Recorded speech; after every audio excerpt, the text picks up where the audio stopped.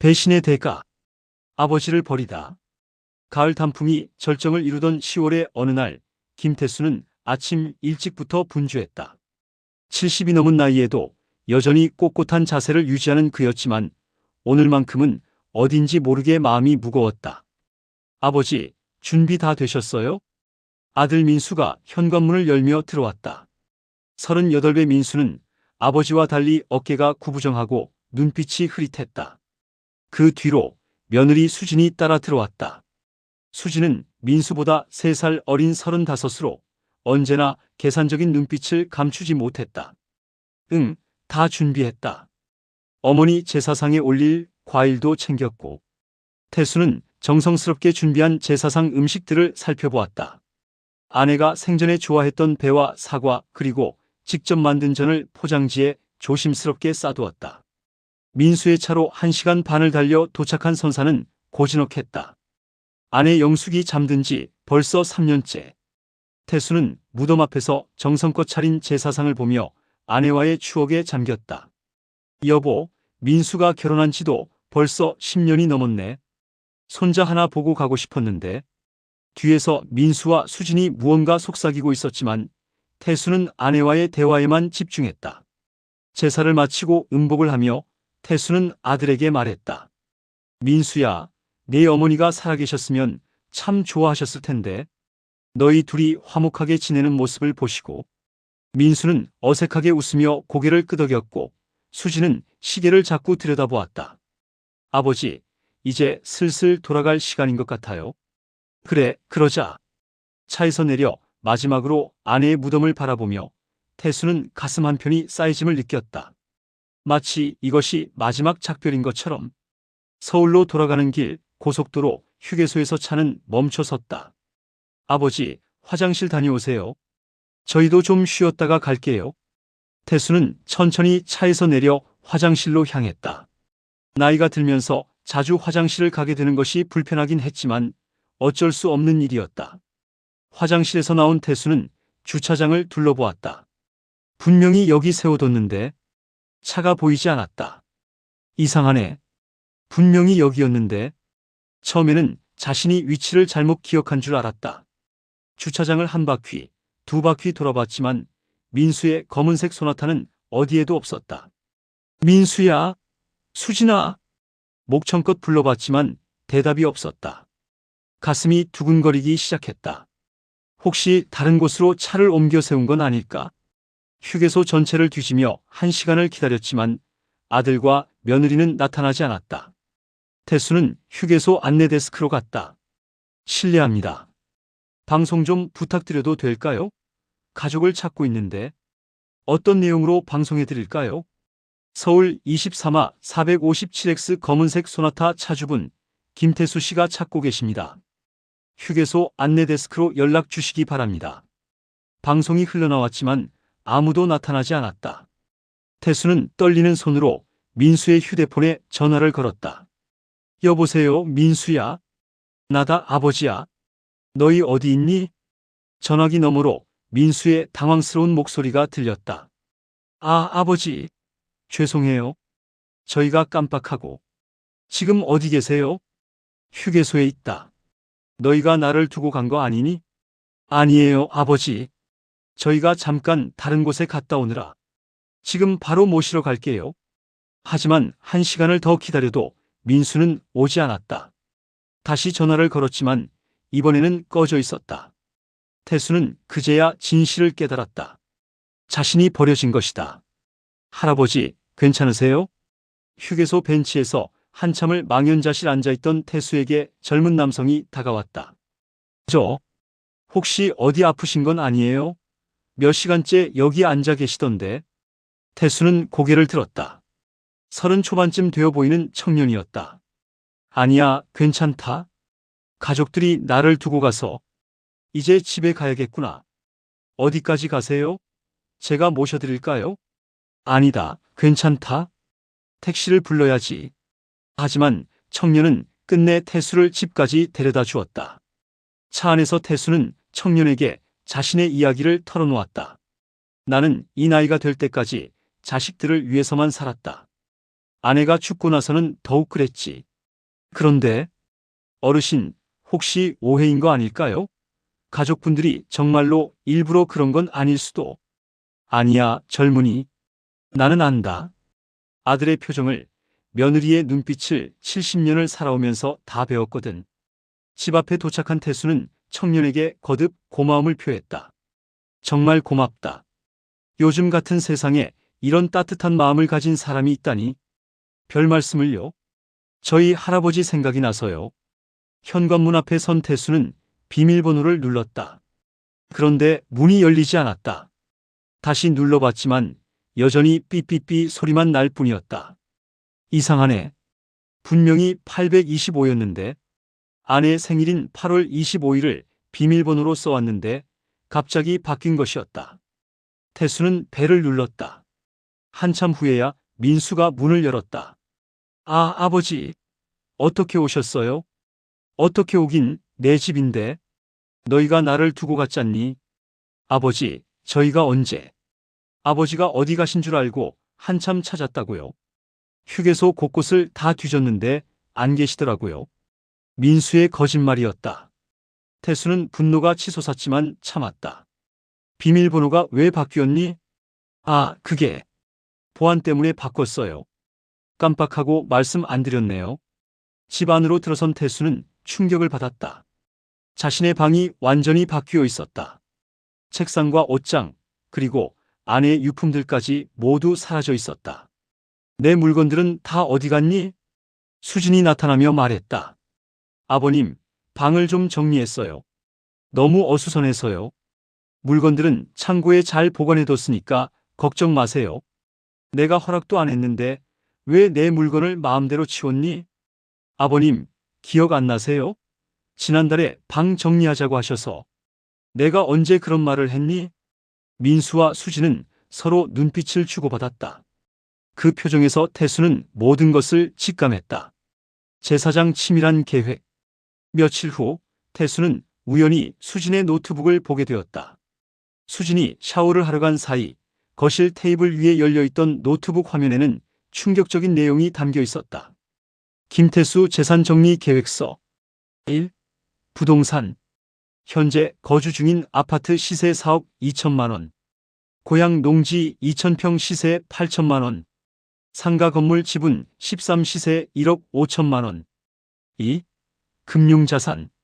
국민연금 적금 3천만 원. 하나은행 예금 1,500만 원.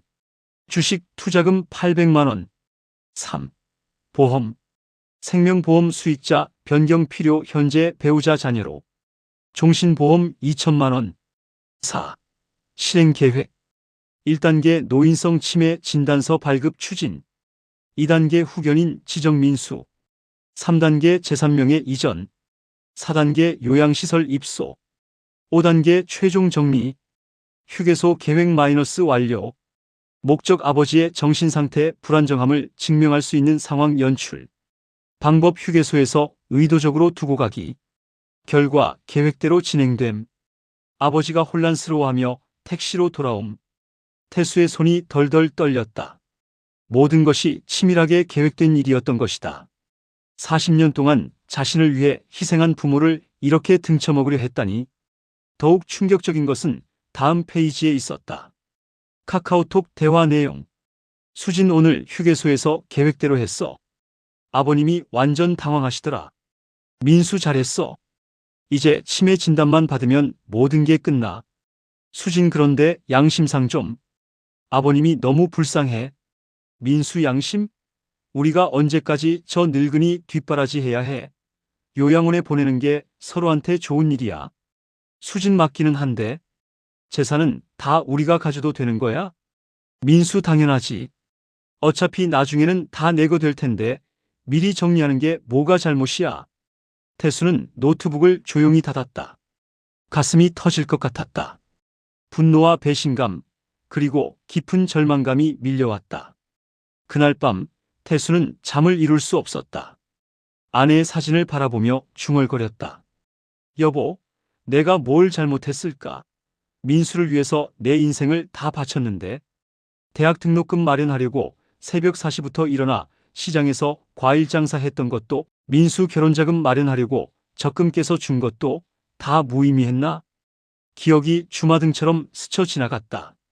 민수가 어릴 때 아파서 병원에 실려간 날, 일주일 동안 병상 옆에서 밤새 간병했던 일, 민수가 대학에 떨어졌을 때 재수학원비 마련하려고 빚을 내면서도 웃으며 괜찮다, 아들이라고 했던 일, 민수가 사업에 실패했을 때 자신의 노후자금까지 털어 도와줬던 일, 40년을 그렇게 살았는데 새벽이 되자 태수는 결심했다.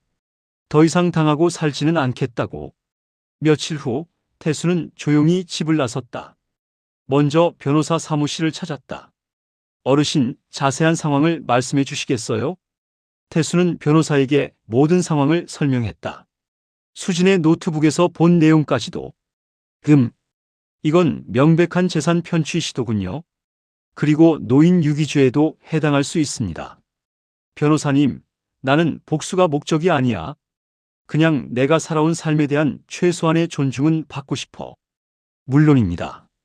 우선 재산에 대한 처분금지 가처분 신청부터 하겠습니다. 그리고 모든 재산에 대한 명세를 정리해야 합니다. 태수는 은행도 찾았다. 모든 계좌의 거래 내역을 확인해 보니 놀라운 사실이 드러났다. 지난 3개월 동안 자신도 모르게 여러 차례 큰 금액이 인출되어 있었다. 이게 무슨 일이지? 은행 직원이 설명했다. 고객님, 이 인출 내역들은 모두 고객님의 도장으로 처리된 겁니다. 혹시 기억이 안 나세요? 태수는 깨달았다. 민수가 자신의 도장을 몰래 사용한 것이었다. 한 달 후 태수는 모든 준비를 마쳤다. 변호사와 함께 수집한 증거들, 은행 거래 내역, 그리고 결정적으로 수진의 노트북 내용을 몰래 촬영한 사진까지. 어느 일요일 저녁 온 가족이 모인 자리에서 태수는 입을 열었다.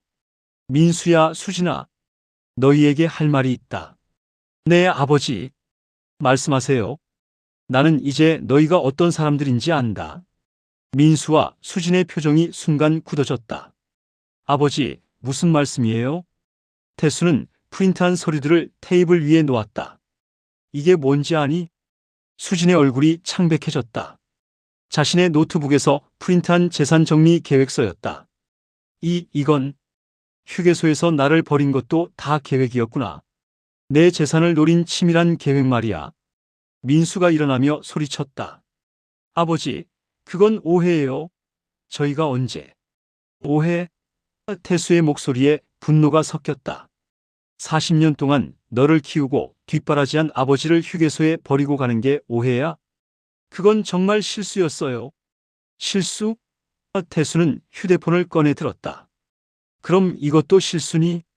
휴대폰에서 민수와 수진의 카카오톡 대화가 재생됐다.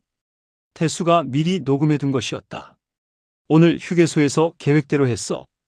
아버님이 완전 당황하시더라. 잘했어. 이제 치매 진단만 받으면 모든 게 끝나.